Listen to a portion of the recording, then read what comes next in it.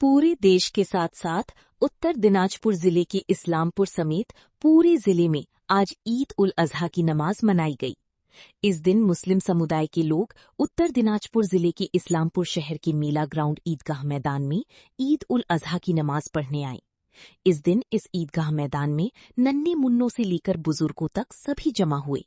मुस्लिम समुदाय के लोगों ने सरकारी दिशा निर्देशों का पालन करते हुए आज इस त्योहार में शामिल होने का संदेश दिया। इसके अलावा आज का दिन जोश और उत्साह के साथ मनाया गया। সবাইকে ঈদের শুভেচ্ছা। আজকে কুরবানির দিন। আজকে অনেকগুলো বিধিনিষেধ সরকার দিয়েছে মুসলমান সম্প্রদায়ের উপর, তারপরেও সব বিধিনিষেধ মেনে আজকে খুব খুশির মাধ্যমে খুশি প্রকাশ করে আজকে আমাদের এই মুসলমান সম্প্রদায়, বিশেষ করে ইসলামপুরের মুসলমানরা ঈদ পালন করতে চলেছে এবং কুরবানি দিতে চলেছে। যে কোনো রকম অসুবিধায় প্রশাসন আমাদের সাথে আছে, এটা অনেকগুলো পিস মিটিংয়ে তারা বলেছে, এই কারণে আমরা খুশি আছি। ইন্ডিয়াতে মুসলমান বাইরে আছে, সবাই ঈদে নামাজ পড়ছে, সবাইকে ঈদ মুবারক। আর সবাইকে বলি ভালোভাবে কুরবানি করুন, তোমাদের কুরবানি যেন আল্লাহ পাক কবুল করুক। আর যা গাইডলাইন্স আছে সরকারের সেটা মেনে করুন, আর একটু সেফটিতে কুরবানি করুন।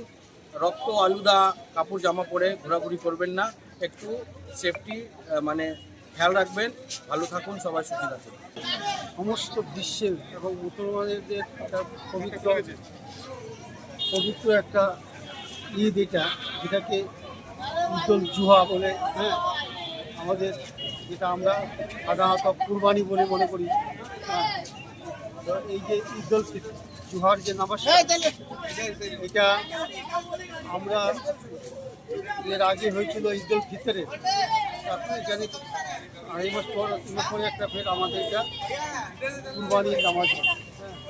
আর এই কুরবানির নামাজকে আমি আপনাদেরকে সবাইকে, এই ঈদ উল জুহার যে নামাজটা, আপনাদেরকে সবাইকে অনেক অনেক ধন্যবাদ দিচ্ছি এবং ইসলামপুরবাসী সমস্ত আমাদের পশ্চিমবাংলার সবাইকে আমি অনেক অনেক ধন্যবাদ দিচ্ছি, যারা শান্তিপ্রিয়ভাবে এই কুরবানিটা পালন করে।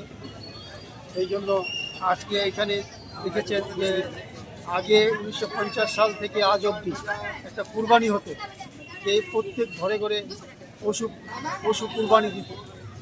বর্তমান যে সরকার এবং যা 1950 সালে যে আইনটা, এটাকে এখন সেই পুনরায় লাগু করেছে। সেই জন্য যে কুরবানিটা, গরু কুরবানি দেওয়ার ব্যাপারটা ছিল, সেটা এখন হচ্ছে না।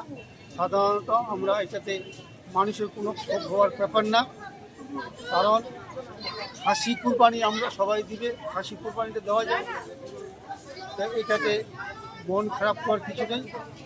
সেই জন্য আমি আরেকবার আপনাদেরকে এই ঈদ উল আজহার যে নামাজটা, সবাইকে অনেক অনেক ধন্যবাদ দিচ্ছি।